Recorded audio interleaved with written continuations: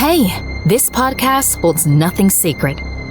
This is Life, Tech, and Sundry. And what is Sundry? It's our experiences put in a melting pot to the internet. So join us on this wild ride called the LTS Podcast. Follow us at LT Sundry on Twitter, LTS.pod on Instagram, Life, Tech, and Sundry on YouTube, and all your favorite podcast distribution services. Stay frosty. Welcome back to another episode of Life, Tech, and Sundry Out of Office Edition. I am your host, Mr. J. And this is it, the final stop of this frontier that we've been taking over this month. We're leaving the humidity and vengeful poltergeist of the South behind, and we're going way into the other side of the country, the West, where the legends are huge and the deserts hold corporate secrets. The terror is truly viral. We're tackling the most highest traffic stories since the internet went live. Get ready for the legends of the Wild West. Kicking off this episode with the most infamous haunted house on the West Coast. Eat your heart out. Set your heart ablaze. Oh, we can't say that. Mystery Incorporated. I hope you brought extra coffee and donuts for the rest of the trip, because I just ate that succulent dozen from Krispy Kreme, aka a note from Marcos. Can you believe that big ass self ate a dozen donuts all by himself, no sharing? Basically, Big Mac Marco. Anyway, today we have a mansion built by terror, the Winchester Mystery House. You think your commute is complicated? Try navigating this house. The Winchester Mystery House is in San Jose, California. It is a structural monument to pure, unadulterated terror, and let's be honest, agricultural insanity. It is the persona residence of Sarah Winchester. Oh, not the Winchester twins or brothers? Not twins, brothers. But we're not talking about supernatural? Okay. The heir to the rightful fortune. And she believed she was being haunted by the ghosts of everyone killed by the Winchester rifles. Wait, what? Everyone that's been killed by... So every person that's been killed by a Winchester rifle mysteriously goes into the house and is like, I'm here. I was killed by your rifles. Talk about a haunting family legacy. It's not just a quirky man. It's not even that they were killed in the house. They were killed by the guns their family made. This is not just a quirky mansion. It is a sprawling living monument to a massive guilt trip. It is the perfect spot for some Halloween spooktacular fun. If you think going to visit a haunted spirit is fun, then yeah, this is fun. The official lore, popularized through tourist brochures, claims Sarah visited a psychic who so this is probably not even true if it's on the brochures, who allegedly told her she had to build a house for these restless spirits. And here the maddening catch. She must never stop building. Her non-stop construction was a ritual to appease the confused ghosts. This is why you don't listen to psychics. Imagine the sound, perpetual, relentless tap, tap, tap of hammers echoing through the decades. The very sound of insanity being built into the walls. The house has stairs leading straight into ceilings, doors opening to sheer drops, and a room specifically designed to confuse and trap the dead. The entire labyrinth was a physical manifestation of her constant fears and paranoia, fueled by millions of dollars and with the flames of ambition. Don't quote me on that. Her wealth allowed her to keep the construction going perpetually, defying logic because one woman was terrified of the dead. And this is why you don't mess with women, people. It is an easy joke to say she had a screaming mortgage, but this house was her screaming mortgage. The real historical record suggests this entire panic attack might be a myth built up to make the tours more exciting. But does that even matter when the structure itself is so unsettling? I mean, what's unsettling about it? Let's move from architectural chaos to classified chaos. Not confused, the classified. Hitting the desert for the most popular conspiracy theories of all time. Conspiracies under the desert sun. Groom Lake, Nevada, aka Marcos' second favorite place in the world. He just said that gap. Anyway, Area 51. Forget a creaky floorboard ghost. This is a modern American nightmare. Government secrecies and alien tech. Area 51 is arguably the country's most famous conspiracy theory, focused on a remote, highly restricted military installation deep into the Nevada desert. This extraordinary secrecy surrounding the base has fueled decades of rumors, making it one of the highest traffic since the beginning of Google search. Emboldened by the flames of ambition, it is the ultimate Halloween costume, a top secret classified lie. The theories are wild. The base is allegedly used to study living and dead aliens, test reverse engineer spacecraft, and house evidence of the 1947 Roswell incident. The firestorm was ignited in 1989 when a man claimed he worked on the extraterrestrial technology inside, even seeing autopsies of photographs of aliens. While he was later decredited the internet's version of a bad Yelp review, his claims birthed the global conspiracy that the government is actively covering up alien contact. The sea officially acknowledged the base's existence in 2013, claiming the UFO sighting were just test flights of a high-altitude spy plane. Come on, the site is visible on Google Maps now, but its mysteries endures. The government finally admitted the base was real, but that's what's really buried deep under the Nevada desert, the question that keeps the searches going.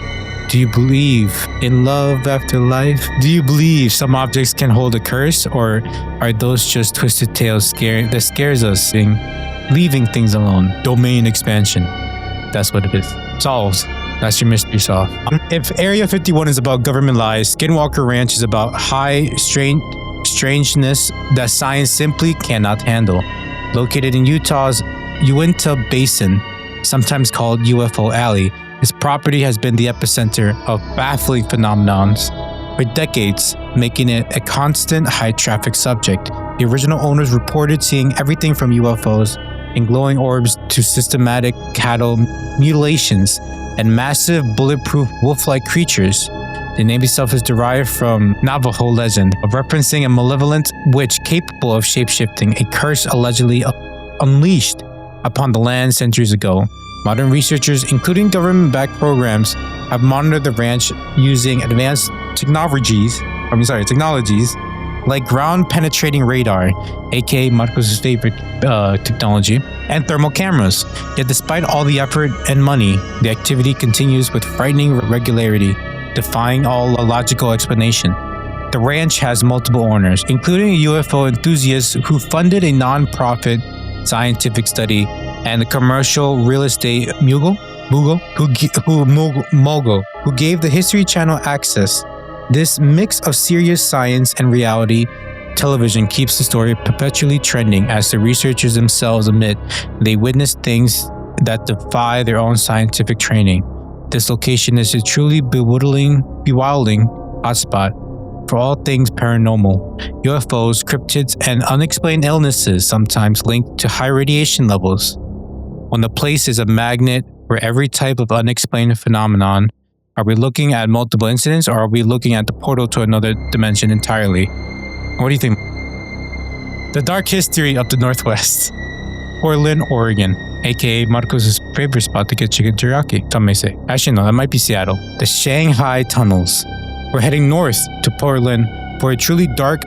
Well, what's up with everything being dark? We need to shine some light into these things. Chapters of history that fuels constant ghost stories. The Shanghai tunnels are an underground network of passages beneath the streets that once connected many of Portland's bars, hotels, and docks. This was known as the world's most dangerous port cities in 19th and early 20th century. The dark legend is a tunnel that were used to Shanghai, or kidnap sailors and other unsuspecting men, often smuggling them into ships to be sold into forced labor. Victims were allegedly drugged, dragged through the narrow, cramped passages, and sold to captains needing crewmen. These tunnels were a tool for human trafficking and forced labor, leaving behind a horrible history that still clings to the city. Today, these passages are a high tourist attraction, specializing in paranormal, particularly late September through early November. So right now, when everything is extra creepy, including, certain people with a lot of hair, visitors report encountering the angry, residual energy of the men and women who were victimized down there. The ghosts here aren't subtle. They are the relentless echoes of true crime and historical horror. It's a chilling reminder that most terrifying stories are the ones that are actually true. These hauntings are not spooky campfire tales. These are a direct line to a dark and traumatic past. When a place has a history, it's this dark. The ghost just lingering energy of the crime, or is this the soul of a victim demanding justice? Some may say that it was all just Marcos, again, Washington, not Washington DC, but the state. Sasquatch, Bigfoot. You can't do a tour of the West without mentioning the undisputed king of cryptoids, Bigfoot. The search term Bigfoot was one of the highest searched monsters in 2022, proving its persistent global popularity. And now it's just something to use in AI videos. Washington is essentially Bigfoot country, logging the highest number of Sasquatch sightings in the entire United States. The Sasquatch is a legend rooted in Native American folklore, but it found its viral fame in the Pacific Northwest, vast, dense, deep forest. It is described as a massive, hairy, bipedal creature, and the pursuit of photographic evidence has fueled countless documentaries and expeditions. It's the one monster we secretly hope is real. The constant search for evidence, from grainy photos to alleged vocalizations, keep the legends alive and perpetually trending. Researchers are setting up centers, collecting archives, and analyzing witness reports, treating this monster like a scientific mystery. This means Bigfoot has gone completely mainstream. The enduring question isn't whether Sasquatch exists, but why are we so desperately want him to exist? The pursuit is have fun. It remains the massive online traffic driver. If you're finally face to face with Sasquatch, what would your first thought to be? Run or to hit record on your phone? And again, these were all just recordings of Marcos walking in the forest without his shirt again. And with that, and that's what makes legends so spooktacular, right? They're not just about ghosts and goblins. Goblins? They're about the stuff we're afraid of in real life. The darkness, the unknown, and how easily we can turn a bizarre story into a local legend. Thanks to the internet, a whole new generation gets to experience the chills of these urban legends, and mind you, there are many more. Alright, that's all the time we have for the West. We've officially finished our cross-country tour of the scariest, most searchable urban legends in America from the internet. Don't forget to check under your seats for any lingering spirits before you head out, and you might end up with a spectral hitchhiker, unfortunately. Not spectacular. If you want to leave a review or share your experience with this podcast, the links are in the description. And if you got spooky stories or legends to share, #LTS Spooks. Please tag me in the links found in the description. Just make sure they're actually spooky and not just your neighbor cat knocking over a trash can at 3 a.m. or if it's not just Marcos walking without a shirt again. But with that, we come to this great conclusion of this road trip. Until next time, this is your host, Mr. J, your favorite host, some may say. And you're listening to Out of Office Podcast, Life, Tech, and Sundry. We'll catch you next week, when we leave the haunted woods for the lab, and we talk about anything really. Drive safe, finish up that snack you had, finish up that drink, and next time, it's probably going to be me, Marcos, and Alan again, giving you your regularly scheduled Life, Tech, and Sundry podcast episode. Goodbye.